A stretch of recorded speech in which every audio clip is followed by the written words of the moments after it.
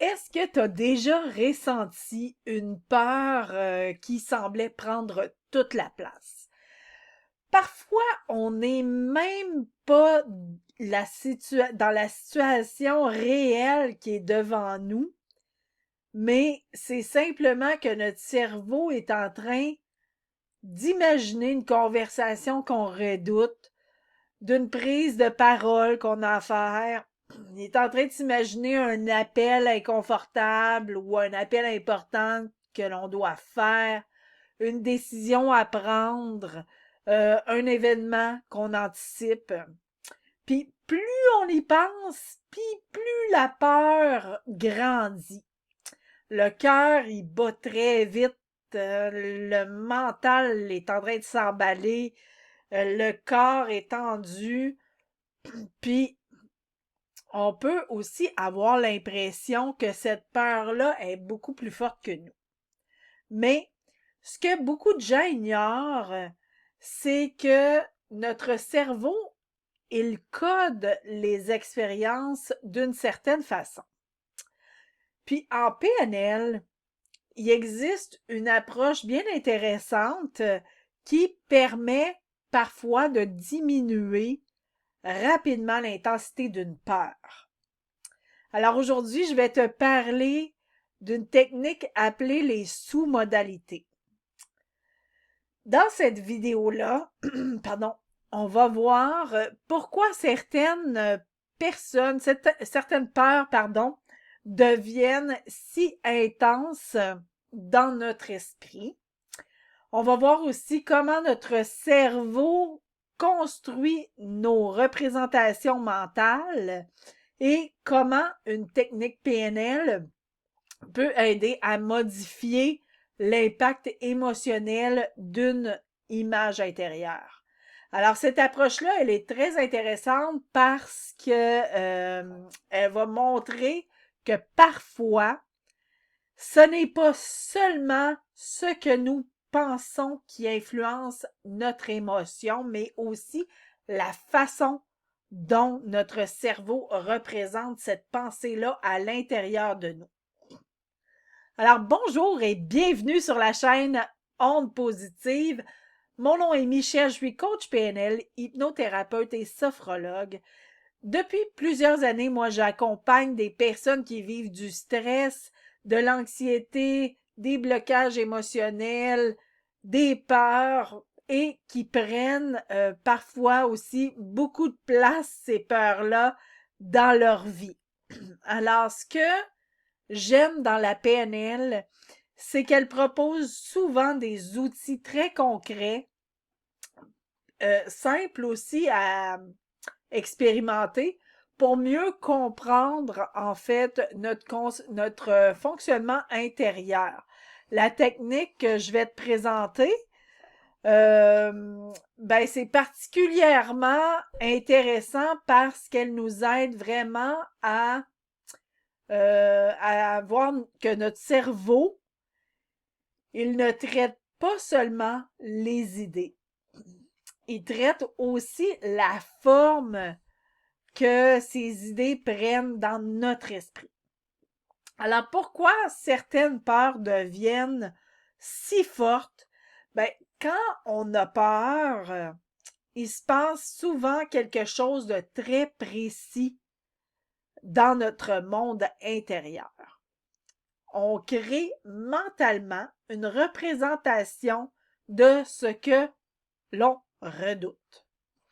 Par exemple, si quelqu'un a peur de parler en public, alors il peut s'imaginer le regard des gens, il peut s'imaginer un moment où il perd ses mots, il peut s'imaginer une scène où il se sent jugé, il peut s'imaginer n'importe quelle incidence ou une image très vive de l'échec aussi. En plus, cette image-là, elle est intense.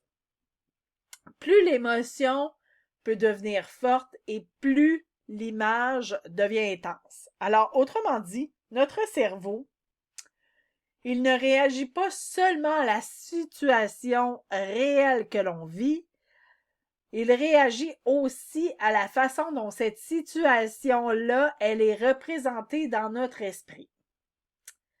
Alors, la technique PNL que j'ai envie de te montrer aujourd'hui, les sous-modalités. Alors, en PNL, on appelle sous-modalités les caractéristiques précises de nos images mentales, de nos sons intérieurs ou de nos sensations.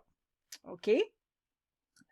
Pour les images mentales, par exemple, le cerveau peut coder les représentations avec certaines caractéristiques. Est-ce que l'image est grande ou petite, proche ou lointaine, claire ou floue, en couleur ou en noir et blanc, fixe ou en mouvement, lumineuse ou sombre? Ces détails-là peuvent sembler banals, mais en réalité, ils influencent énormément l'intensité de l'émotion que l'on vit. Alors, par exemple, si dans ton esprit, une image de peur, c'est très, très grand, très proche, très clair, très vive, et presque comme un film immersif, ben, il y a des fortes chances que ton émotion par rapport à ça soit beaucoup plus intense.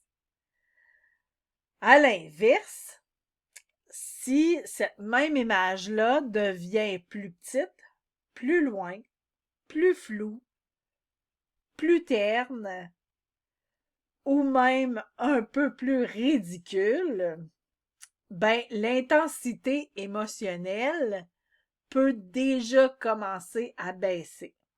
OK?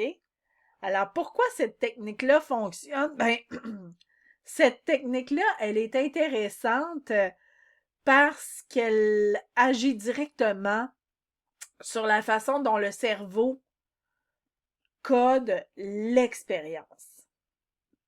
Le cerveau humain répond beaucoup à la représentation mentale.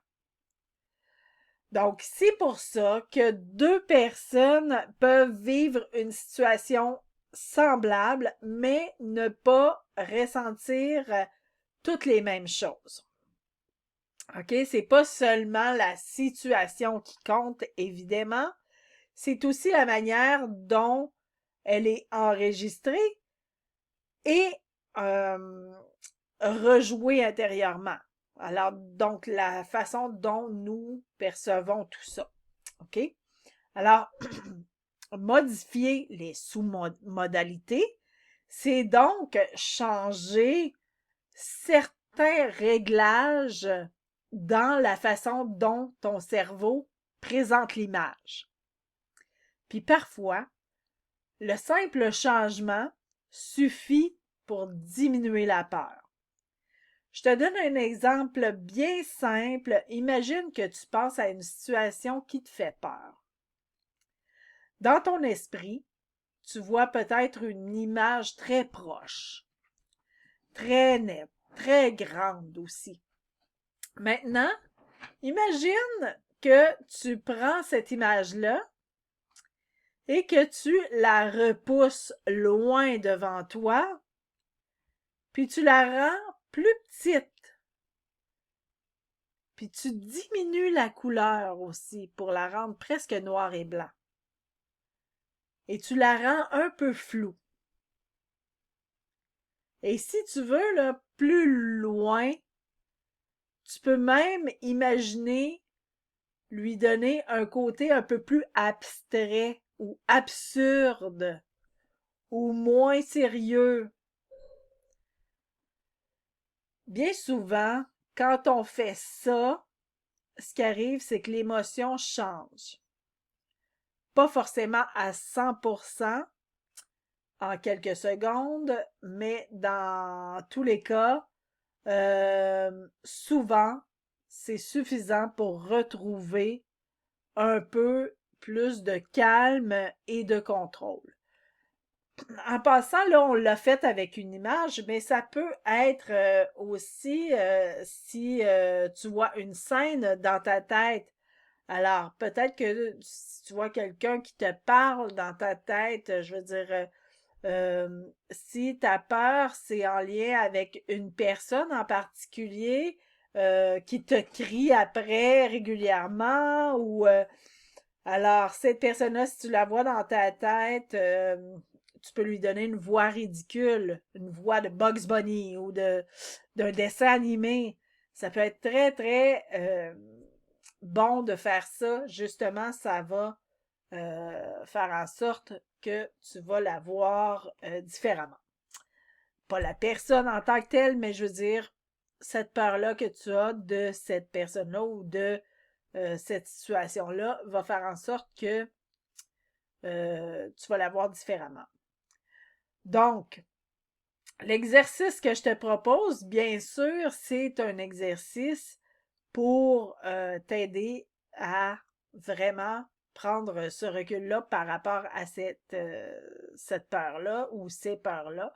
Donc, tu peux faire l'exercice dont je viens de te parler dans l'exemple ici et avec une des peurs que tu as. Puis, ça va te permettre de voir que tu vas avoir moins d'émotions vis-à-vis de ça. Alors aujourd'hui, qu'est-ce qu'on a vu? On a vu que les peurs deviennent parfois bien intenses, non seulement à cause de la situation elle-même, mais aussi à cause de la façon dont notre cerveau la représente intérieurement. Hein? Alors, nous avons vu qu'en PNL, les sous-modalités sont les caractéristiques de nos images mentales, comme par exemple la taille, la distance, la couleur, la luminosité, la neutralité. Euh, Puis, en modifiant les éléments, ben, c'est parfois possible de diminuer l'intensité émotionnelle d'une peur. Alors, c'est tout pour aujourd'hui. J'espère que tu as apprécié. Si oui, bien, clique sur j'aime, partage, abonne-toi à ma chaîne. J'en fais une à toutes les semaines. Donc, si tu t'abonnes, c'est encore mieux. Et aussi, j'aimerais te parler du fait que je fais des webinaires à toutes les semaines. Donc, j'ai l'information ici en dessous dans la description de la vidéo. Tu as le lien pour aller voir voir quel sera le webinaire cette semaine.